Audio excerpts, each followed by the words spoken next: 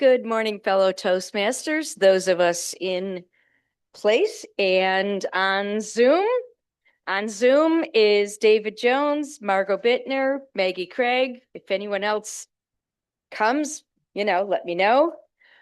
I'm here, Mark Campos, Mary Cavanero, Mike Licata, Gerald Stevens, Sylvia Baptiste, Darcy Colby, Dave Licata, Steve Smith, Jill Roaring, and Len Thornton. Did I miss anyone? We're good. Okay. Our inspirator this morning is Mary Cavanero. Mary, do you have an inspiration for me?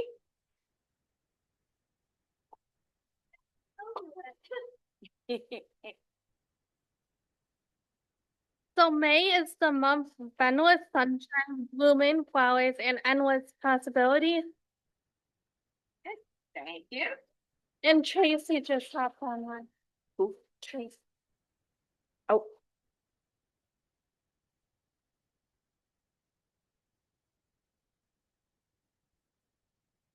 And Tracy is also online.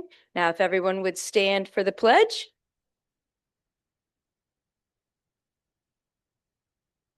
I pledge allegiance to the flag of the United States of America and to the republic for which it stands, one nation, God, indivisible, with liberty and justice for all. And now I have the pleasure of turning the meeting over to Mike Licata.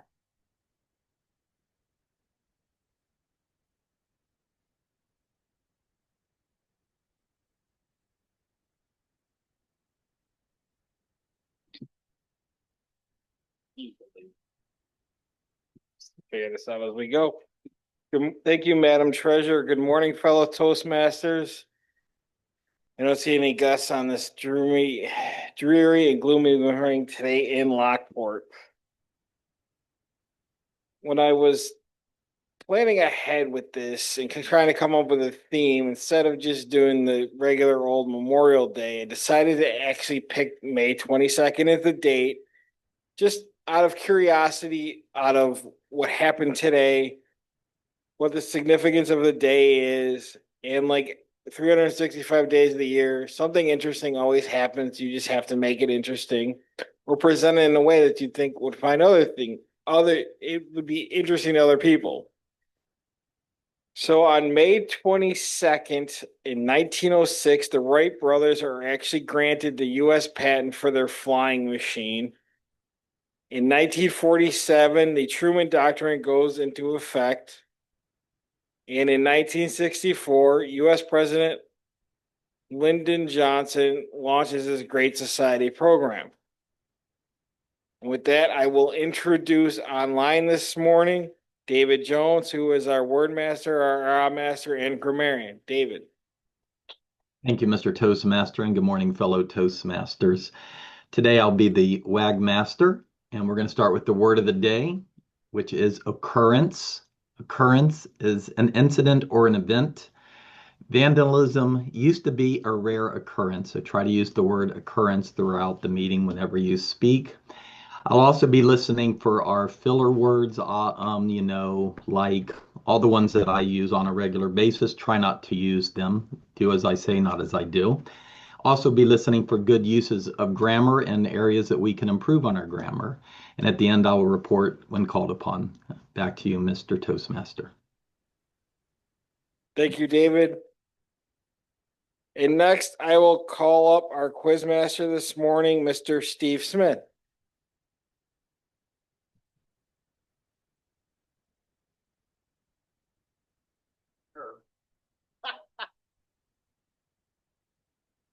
Yes.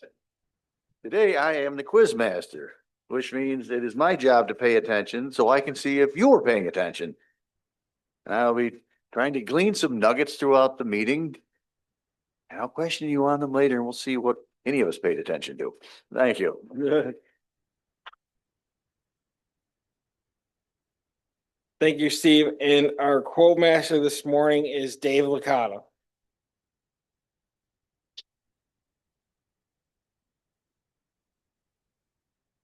Thank you, Mike Licata.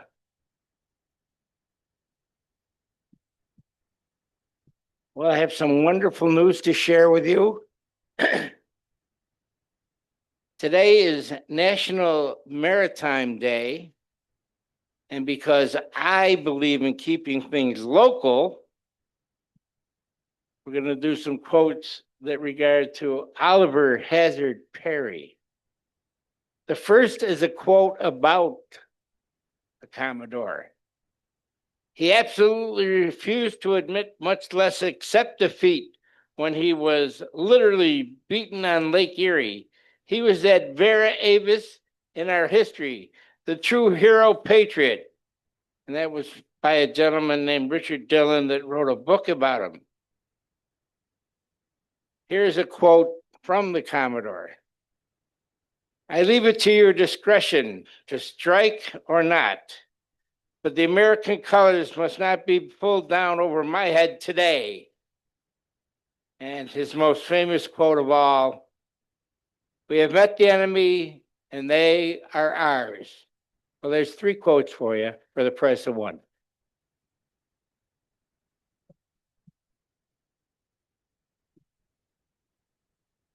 Thank you, Dave. And next, I will go to our timer this morning. It will be Tracy Farrell. Tracy, can you tell us about your role, please? I can. Thank you, Mr. Toastmaster. Today I'll be tracking everybody's time. Table topics is 1 to 2 minutes with a 15-second buffer. Speeches are generally 5 to 7 minutes with a, correct me if I'm wrong, do we do 15 or 30-second buffers? For the table topic? Speeches. These are 30-second buffers. That's a 30-second buffer? Table topics is 15 and evaluation is 30 as well.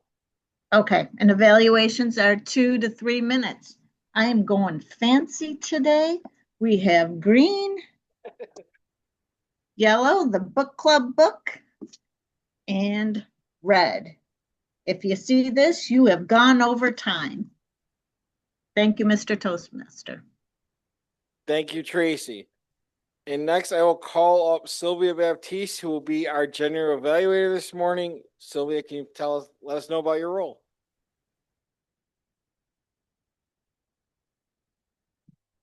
This morning, excuse me, this morning I will be evaluating our Toastmaster this morning, Mike, and 2 evaluators.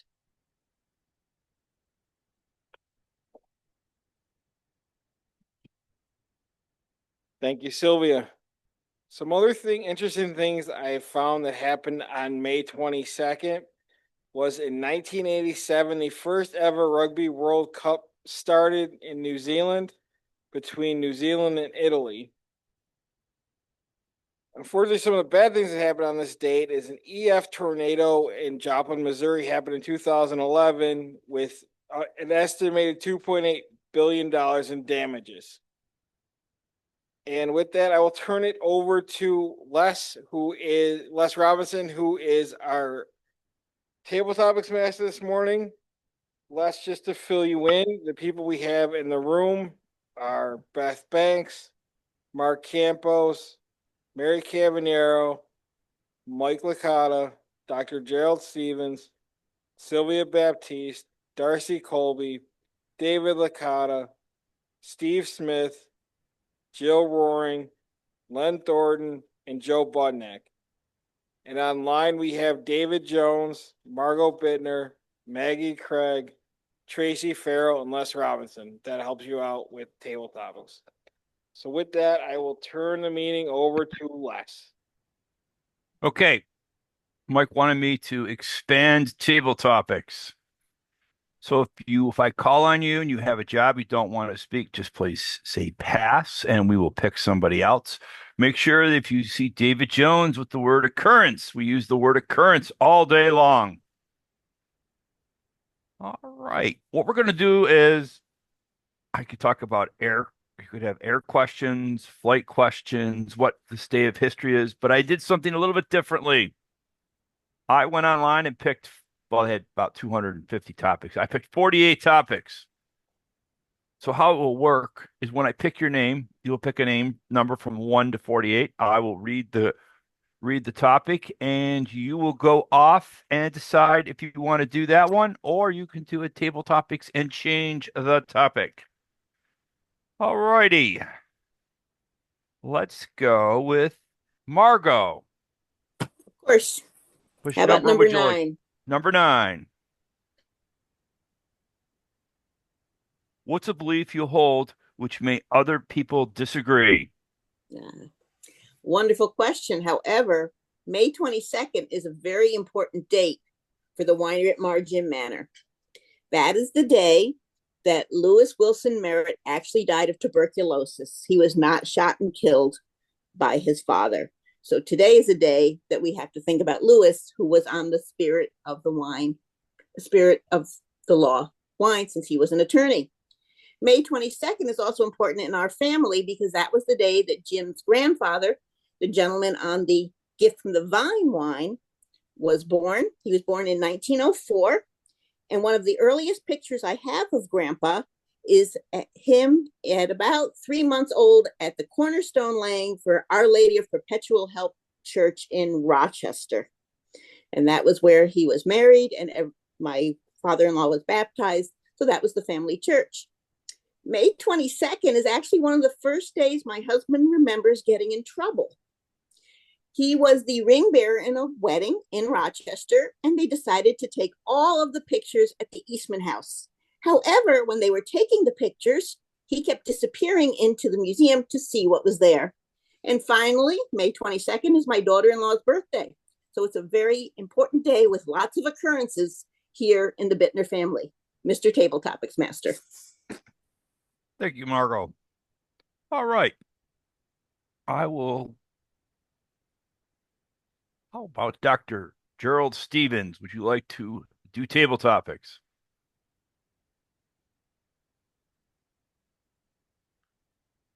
Yes, sir. Like to do that. Okay. You ready? Pick a number. I will read the question. You can say, let's do the topic, or you can pull Margot and change the topic. Are you good to go?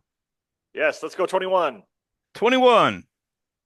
If you had to teach something, what would you teach? Wow. Thank you, Mr. Table Topics Master. If I had to teach something, what would I teach? Well, I am a teacher, so teach chiropractic. Wow, an easy question for me. But I am also teaching right now anatomy, physiology, and pathophysiology. I was telling Beth Banks, a former teacher, that I just got in the union. So I'm a union boy now. Who would have thought? So that is a big occurrence. So they brought me on full time, but it's only 13 hours of actual teaching, which I find amusing. So it's really a part-time job. So I love that because when I retire, I'll probably still do that. I think I will retire from teaching chiropractic in the clinics. And 59, I want to try to keep up with Mark Campos, try to retire in my 50s if I can, at least partially. That's my goal. So I want to be like Mark. That is my goal in life. Other occurrences in regards to teaching in the field that I'm in, I just got elected vice president of the State Chiropractic Association. So that's exciting. But what comes with that is there's 2 chiropractic associations. We had a meeting last night. Spies apparently come appear at your meetings. So we have another state association, chiropractic association, and they've never had one of their members show up at our meetings. So I don't know if they've heard through the grapevine or all of a sudden they're there. And it's like, wow. So now I have to watch for spies. So quite an occurrence, because you don't want to give the information away to the competition that are competing for your members, other members in the field. So who knew that such an occurrence would occur when I got elected? And that's what I have for today. Mr. Table Topics Master. Thank you. Did they say Mark Campos is in the audience today? Is Mark there? Campos? Yes. Take some time to get here. Yes. Thank you, Mark. Okay. You get to pick a number. If you don't like my topic, you can switch it to whatever you like to use. Remember to use the word of the day. 24. 24. When you're 80 years old, what will matter most to you. Thank you, Mr. Table Topics Master, fellow Toastmasters. Good morning. Thank you for this opportunity, Mr. Table Topics Master, to participate in this weekly occurrence of table topics and the opportunity to speak extemporaneously. What would be most important to me at age 80 is to be alive, for God's sake. If you ask me, would I sign up for 80 right now? Yeah, I'd sign up for 80. Tomorrow is not given. And Dr. Stevens, I appreciate what you said earlier about being like Mark, being retired in your 50s. As I keep telling everyone, admittedly, it's a very small sample size, but it doesn't suck. Granted, there's still lots of aches and pains and things like that, but being able to enjoy your time while you're still reasonably healthy is a blessing. We watch our grandchildren 2 days a week, so that's fun. Also exhausting. It's really nice when they go home at the end of the day. We sort of catch our breath. My wife and I have become a pair of very old people right now. We watch Jeopardy every night. Now Jeopardy Masters is on this week, so that's really exciting. We get an extra episode of Jeopardy out there, which is really fun. But again, the answer to your question is just to stay alive, Mr. Table Topics Master. Thank you, Mark. Would Dave Licata like to come up and do a speech?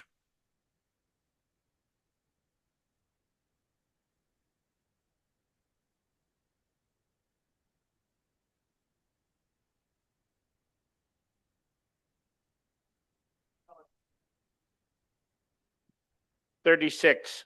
36. Which is worse, failing or never trying? On the occurrence of me being asked that question, this would be my response. It's better to fail than to never try. Seldom do you learn things from success. You learn from failure. As I've told people over the years, as I've done various adventures and different shots and tried a little of this and tried a little of that and switched jobs sometimes. For me, I've learned a lot from failure. And now that I've got more time to think about it, because I've joined the ranks of the retired, about 12 years ago. And I've been fortunate enough to have some part-time jobs and some activities, but you have a lot of time to reflect back at your key years when you're trying to help out run a family of 4.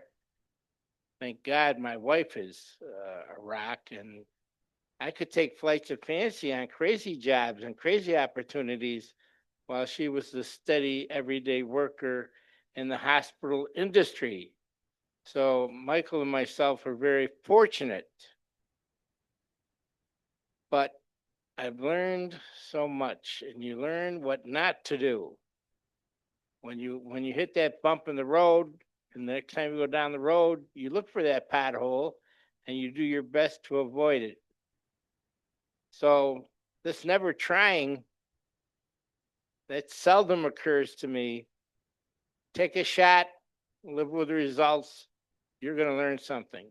Thank you so much, Mr. Table Topics Master. Thank you, David. All right. Did I see Jill roaring in the audience? All right, Jill.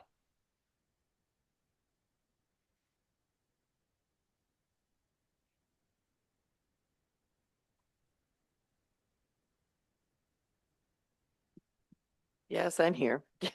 Yeah, so you can pick a number. If you like the topic, you can talk about it, or you can switch it. Which number would you like? 1 to 48. 48. All right. What is one thing you would most likely change about the world? Wow. I get a chance to apply for Miss America. What would I change in the world? Well, of course I'd go for world peace. What an occurrence that would be. It's never happened in recorded history. You go back to recorded history in the Bible, and they were warring from pretty much day one. So peace in the Middle East is never going to happen. So yeah, I think I would really go for world peace, because as Miss America, that would be what I would succeed at, because you cannot succeed if you have not tried. Going back to the last question. But unfortunately, I don't think I will succeed at this one, because, like I said, it's never going to happen. It will not ever occur in our lifetimes. Thank you, Mr. Table Topics Master. Jill, thank you. Alrighty. Is Joe Budnick there today? Joe would like, if Joe's there, would he like to, I think I see Joe in the back. He is the speaker today, Les. Oh, he is. I am sorry on that. Okay. I can't see him, but we'll do 2 more people. Is there anybody that would like to volunteer to come up and do table topics? Because I cannot see everybody. Anybody? Why not? I'll do it. Okay. I don't know why I said that, but I'll do it. Ready for duty. Okay, we'll do Len first, and then we'll do Maggie, if that's okay. Len, you ready? I'm ready. All right. Pick a number from 1 to 48. 33. 33. If you could choose one book as mandatory to read for all high school students, which one would you choose? Well, first off, before I answer that question, apologies to Mark. I was asleep at the wheel, so you didn't see him if you were on the Zoom speaking, nor did I do the timing indicators. The copy simply hadn't kicked in yet, and arguably it still hasn't. A book that I would suggest for any high school student. I've read many great books, and I've spoken about this before. I wouldn't want to really pick one single book. I think it's most important in those formative years of high school to follow your passion. If something interests you, buy books on it and read it, and develop some expertise. It could lead to a career. At the minimum, it could lead to a hobby. If you like travel, as some of our members do, read books about travel. Read blogs, follow blogs online. We live in such a golden age of information. You have, in the power of your phone, in the power of your hand, in the palm of your hand, access to so much information free. It is staggering to believe how primitive it was when many of our members grew up in my time. So I wouldn't recommend one book. I would recommend research what interests you and do it with passion and vigor. And that will be an occurrence that you will look back on in your high school days with pride. Mr. Topic Master. Len, thank you very much. All right. Maggie will be our last speaker for today. Maggie, take a speech. I am giving a speech, so we don't have to do me. Okay, then we are done with table topics, and it will take timer's report now. Thank you, Mr. Table Topics Master. I am happy to report that everybody came in on time, all within a minute and 20 seconds to about a minute and 50 seconds. Mr. Table Topics Master. All right. Dave Jones, how did the word of the day do today? Good. Everybody used it. Gerald Stevens had used it 4 times. Everybody qualified. Okay. So do we have the voting ready to go around to everybody vote for the all 6 people? Yes. Okay. Thank you. Mary will come around and vote, and Mark will put the poll up this morning. Part of my research too, I found some of the more interesting people that were born on this day.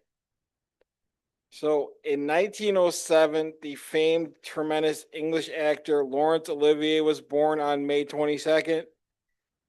T. Boone Pickens, the famous wealthy billionaire, was born on this day. U.S. Senator Lisa Murkowski was born on this day in 1957. Just 2 years later, 1959, the famous recording artist Morrissey was born on this day. And on this day in May 22nd, 1987, the famous tennis player Novak Djokovic was born on this day. I also found some interesting other factoids. In California, because he was also born on this day, they celebrate Harvey Milk Day, the famous politician and activist that championed LGBTQ causes, was born on this day. And it was also today is actually World Goth Day, which I found very interesting. Now I will introduce Darcy Colby, who I mistakenly put down as evaluator 2. She's actually evaluator 1. She will be evaluating Joe Budnick this morning. Thank you. Thank you, Mr. Toastmaster. I have the pleasure of evaluating Joe Budnick today. Now, this is my first evaluation in a long, long time, so keep that in mind. Joe Budnick is speaking from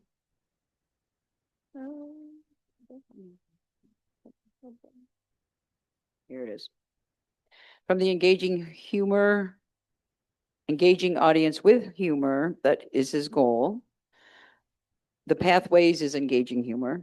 His speech is 5 to 7 minutes, and his title is Don't Wake the Baby Up, Joe Budnick.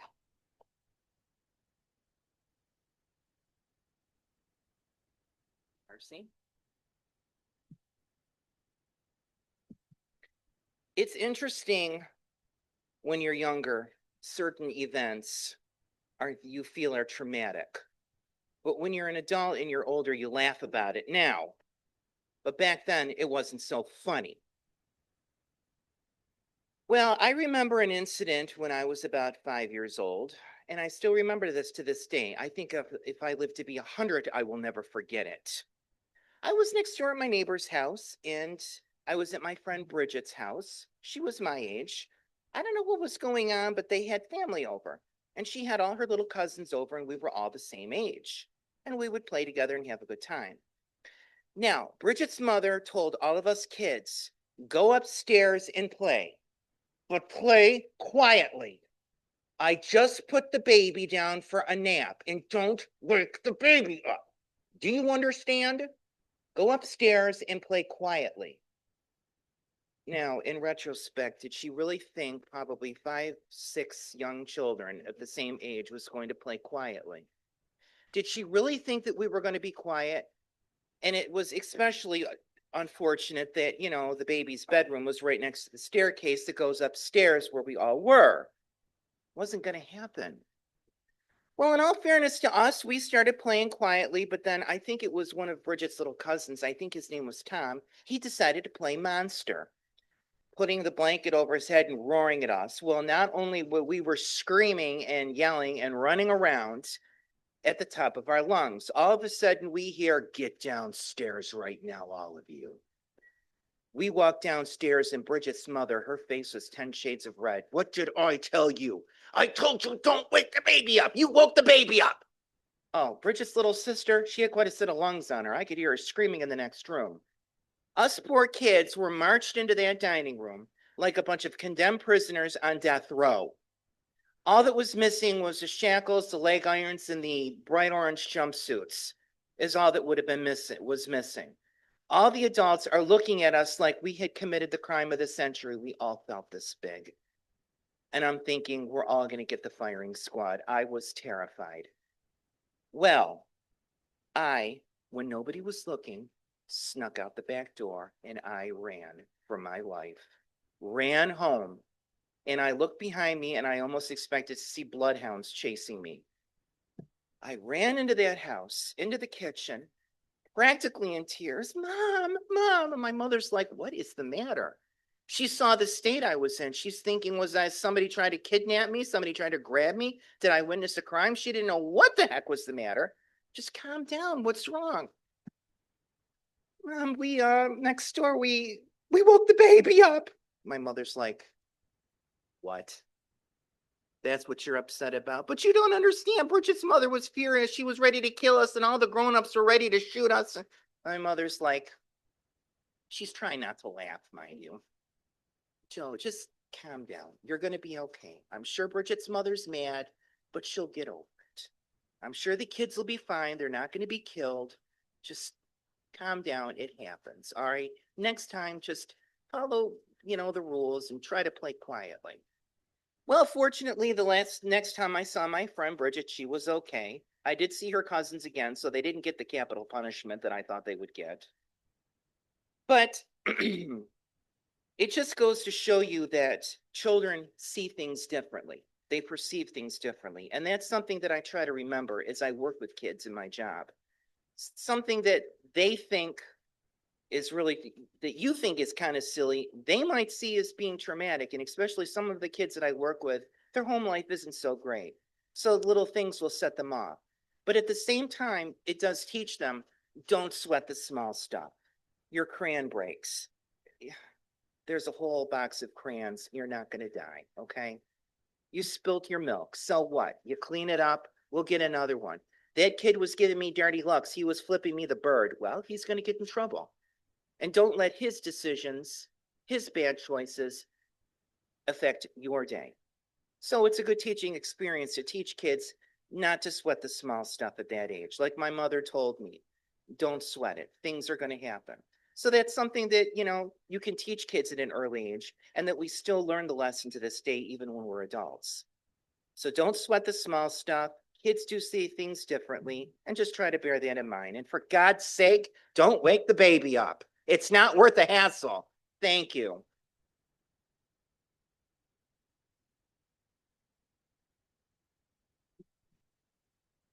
Thank you, Joe. Again, this morning, our second speaker, Maggie Craig, will be evaluated by Beth Banks.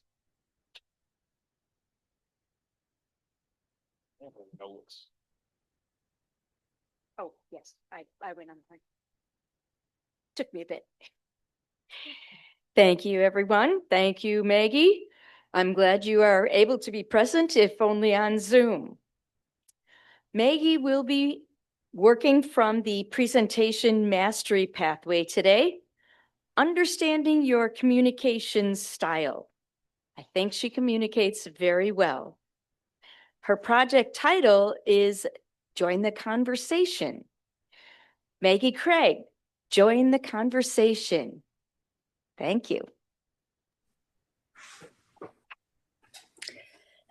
Thank you, Beth, and thank you for stepping in. I couldn't figure out who my evaluator was, so I didn't send you the proper papers. So anyway, jumping in, starting now. Good morning, fellow Toastmasters. As some of you know, this project comes with a quiz, and the purpose of the quiz is to determine your communication style. Surprise!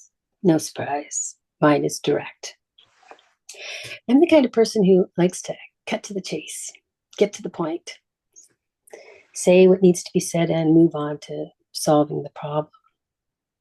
I believe my style was developed on film sets. There's more than one occurrence on a film set where time is of the essence. Where shooting, losing the light, you have to say what needs to be said in this amount of time. And brevity is essential. Some might call it efficient, as others might say, and perhaps have said, it's a little sharp around the edges. Either way, it's me. You know, I came to believe that being direct was simply the best way. Why dance around something when you can just say it? But this project, understanding your communication style, pushed me to reevaluate. It's not just about how I like to communicate. It's about how my communication lands with others. So here's what I've learned. Being direct isn't a flaw, it's a strength, but only if I use it with awareness, because clarity without connection, that's just noise. Precision without empathy, that's a missed opportunity. You see, communication isn't just about delivering information. It's about building understanding. And that takes more than being efficient. It takes being present. We live in a world where it's easy to throw mud into the conversation, criticize from the sidelines, post a comment, offer an opinion without engagement. But if we want to be real communicators, people who actually create change, we have to be in the conversation, not above it, not outside it. And that's where style really matters. For me, it means taking my natural directness and balancing it with curiosity, listening more, asking questions before jumping in with a fix. What I've come to appreciate is interested is interesting. When I show genuine interest in someone else's experience or perspective, I become more than efficient. I become effective. And that leads to better problem solving. Because when people feel heard, they collaborate. When people feel safe, they contribute. And when people feel respected, they stop resisting and start engaging. We all have moments when we feel overwhelmed by challenges or stuck in conversations that go nowhere. And that helpless feeling, it's often the result of misunderstanding, not inability.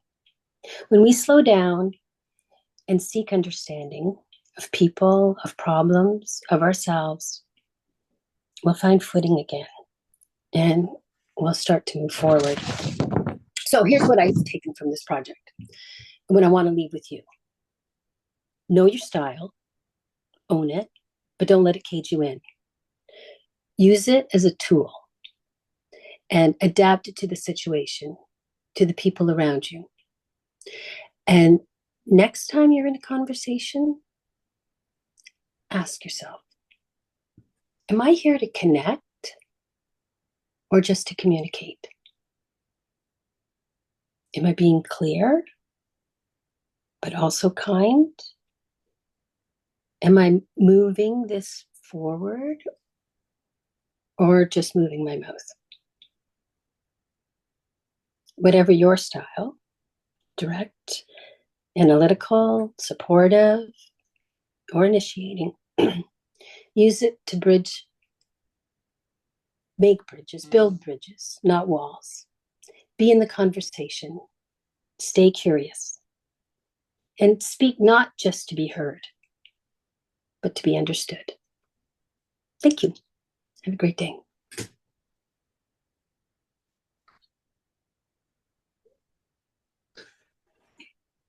Maggie, it looks like she's working, but I will ask our timer this morning, Tracy Farrell, how did our speakers do on time? I am happy to report both of our speakers did qualify. Joe made it with the 2-second buffer and Maggie Craig was at 5:15. Thank you. What a great occurrence this morning that both of our speakers were able to make it on time. So we will vote now. Mary can come around and collect in the room and we can put the poll up and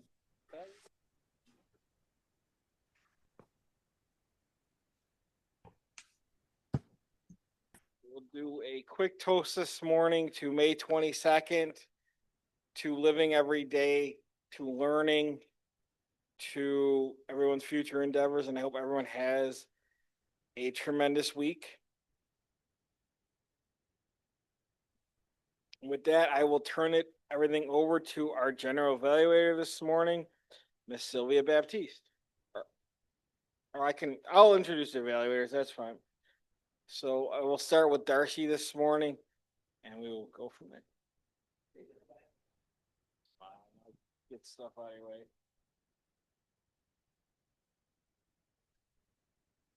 Thank you, Mr. Toastmaster. It was a little rough up here the first time, so I'm going to try to do better. If failing is the best learning experience, and I must be the smartest person alive. If I could turn back the clock, I can recall many occurrences where I've made mistakes and failed. So thank you, Joe Budnick. Thank you for your nice speech. I got a lot of things under the you excel at category. Your vocal variety. I love the sternness in your voice when you imitated your aunt and how stern she was. You had great gestures, lots of them. Clarity of voice. I could understand every word you said, didn't have to strain.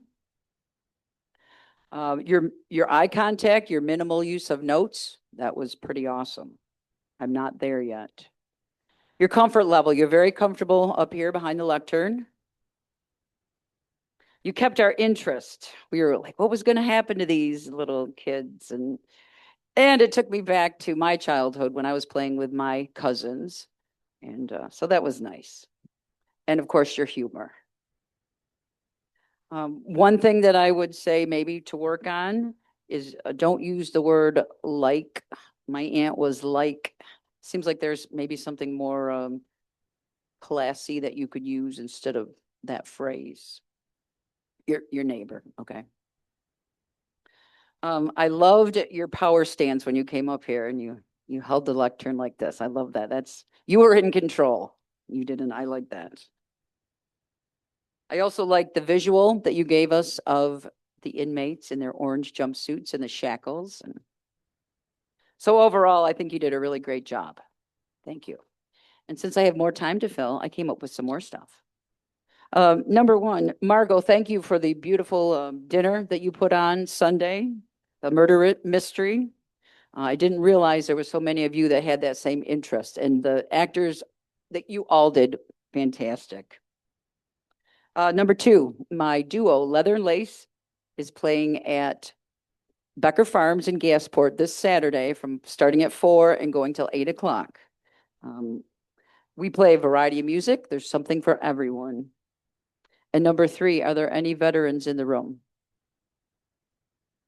Thank you for your service. This is Memorial Day weekend.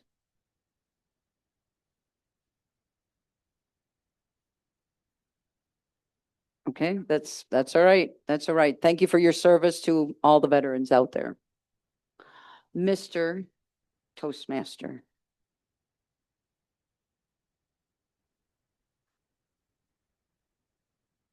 Thank you, Darcy. And our next evaluator is Beth Banks. Do you want the stool or is that insulting? You're good? Oh, thanks. Thank you, everyone, especially Mike. Oh, Maggie. I'm gonna move sideways a little. I don't like looking at my face. Well, I don't like looking at my face, but behind the mic is a little odd.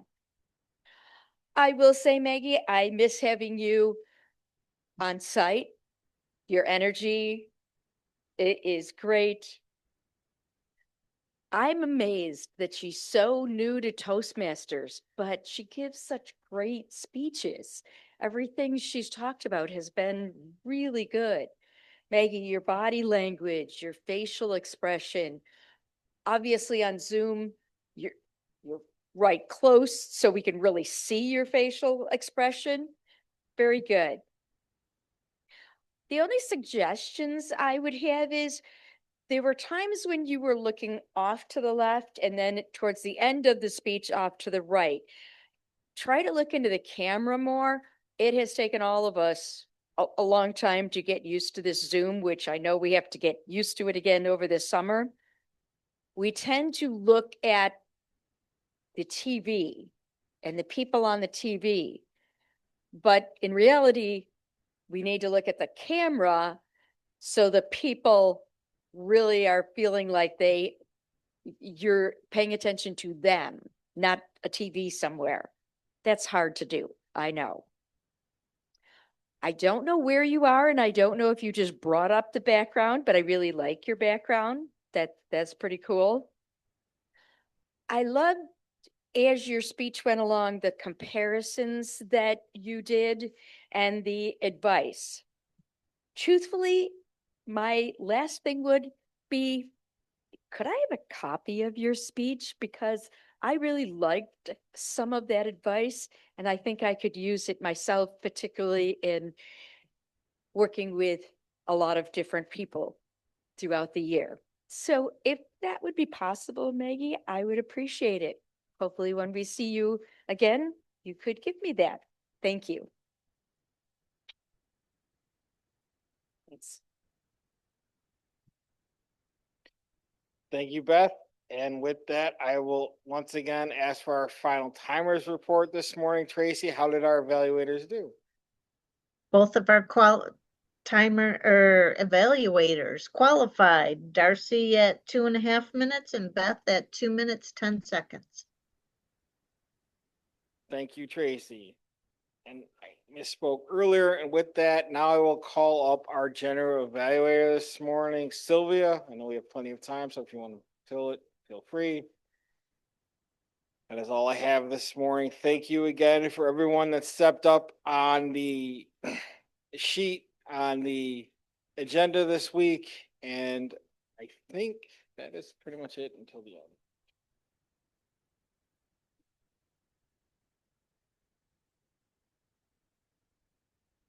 Thank you, Mike. Your information about May 22nd was very informative, and I wanted to, stress that many different things happen on these dates, and if you do some research, you could find a topic on any date of the year. And you started with a couple emails to us asking us to confirm our roles, what you needed. You needed an evaluator at one time, then you needed a speaker, and then you reached out to Les and said, hey, I only have 2 speakers. Can you add more table topics to keep the meeting going smoothly? And Les got your request and he did that. And Les, kudos to you. I liked how you did that. Pick 1 through 48 or 49 questions. Nobody knows what they're going to get asked. I was waiting to see if Joe and Les would not come in until a little bit later. They were making you a little nervous. You said that to me. Whoa. And I wanted to see how you would handle that, because I don't know how I would have handled it. I would probably have a heart attack out here. I like the agenda. I like paper agendas than looking online. It just gives me some sense.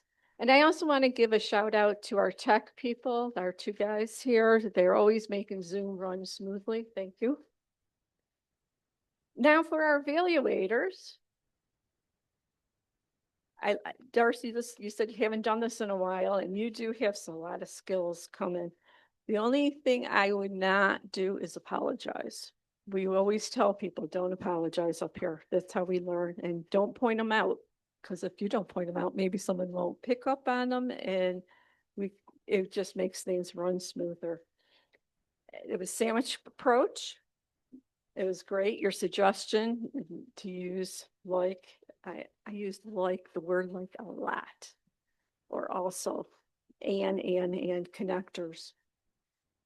Beth used his sandwich approach also. Good suggestion about the camera. What I did, and I don't know if anyone else does this, but when I have to evaluate the evaluators, I evaluated the speakers, and both of you as ladies hit everything that I would have talked about, the facial expressions and the camera, using the your eyes on the camera, not on the monitor. It was good. And Beth did something a little different that I never heard anyone ask. Could I have a copy of your speech?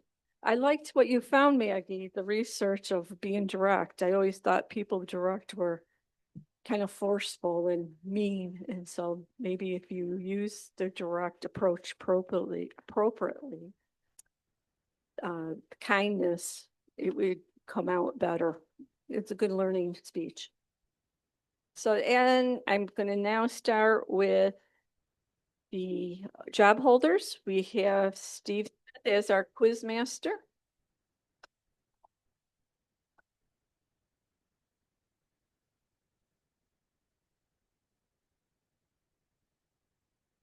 Hey, thank you. Everybody paying attention this morning? And we'll find out. How long ago did Dave Licata retire? Very good, 12 years. What did Jill ask for? World peace, yeah. According to Len, what do we live in? Don't answer. Golden age of information. I heard it out there. Now, according to Joe Budnick's story, what was Bridget's mother's face? 10 shades of red. Close, close. How many numbers did Les have to choose from for table topics this morning? 48, yes. And you were stealing also my points there. What did Beth ask for in her evaluation? A copy of the speech, yes. Okay, that's all I have.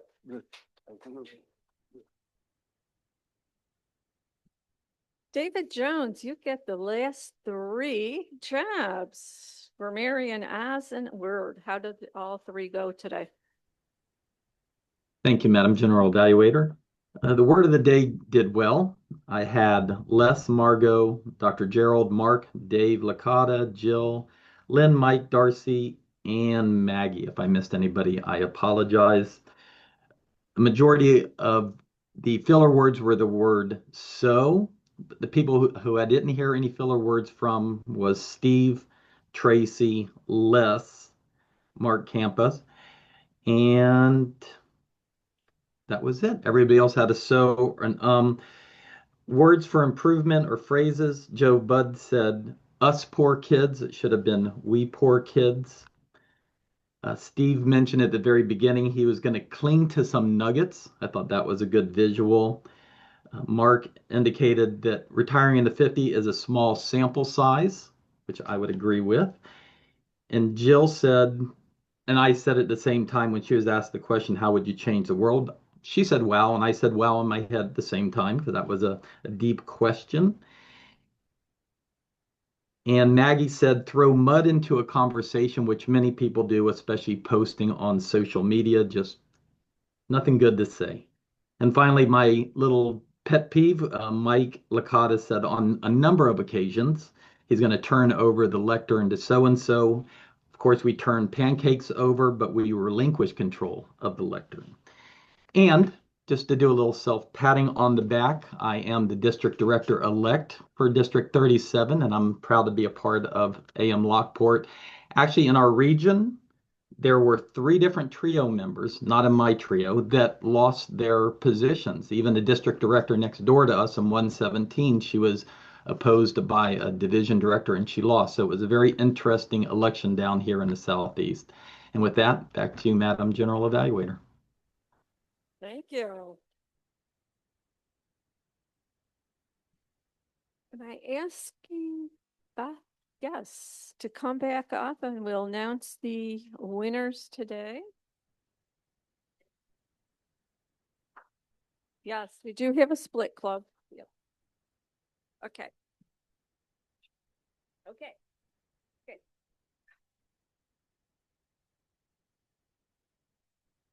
All right. Our winners for today For table topics, Gerald.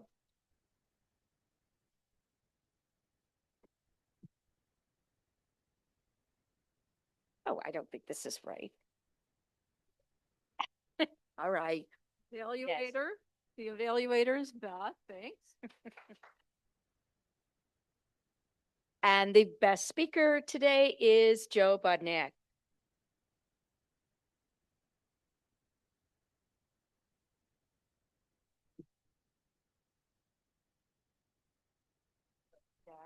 Thank you. Nice and ribbon. Now, before we have Joe choose the ticket, I have to say we didn't pull it last week. I don't know about you, but I cannot find my tickets from last week. So if some of the numbers don't come up, we'll just pick another one. Mary, look at the 2 tickets on my table.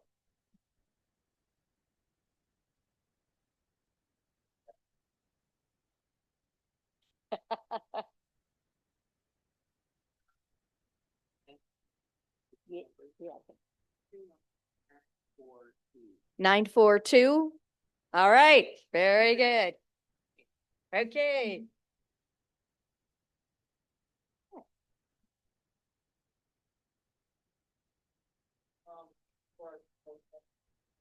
Yes, I do have that. Okay, Face ID. Oh, come on. I'm trying to do this. All right. I am the Toastmaster next week. I do not have a theme yet, so I will work on that. I will say that our speakers next week, it has Maggie down as a speaker, but she gave that speech today. So Margot, if you could be prepared as the alternate speaker, I would appreciate that. The second speaker would be Marty Johnson, and the third would be Sylvia Baptiste. And I will let you know what the theme is. I have an announcement from Eric. The new training for the new club officers is Saturday, June 7th in Rochester. He will get more information and get that to everyone. The club officer meeting will be on Monday, June 23rd. Everyone is welcome to attend the officer luncheon on July 12th at Big Ditch Brewing Company in Lockport from 12 to 1:30. RSVP to Eric. The next open house is June 5th.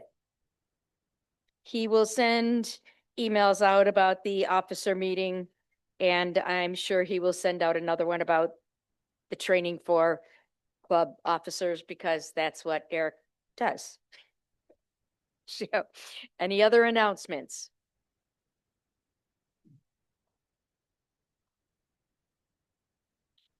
Right. I don't think so.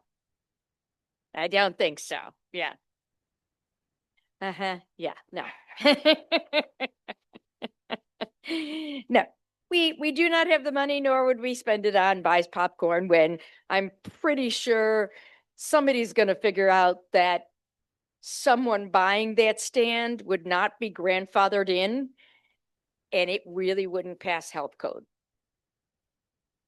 because it's too short, because it kind of keeps sinking and they build up the pavement, and then the space that you can actually order from may not be big enough.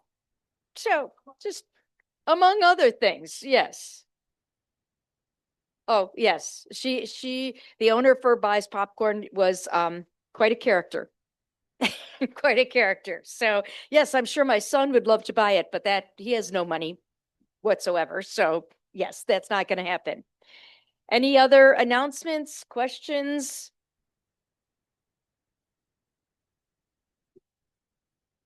Then I hereby close out the meeting.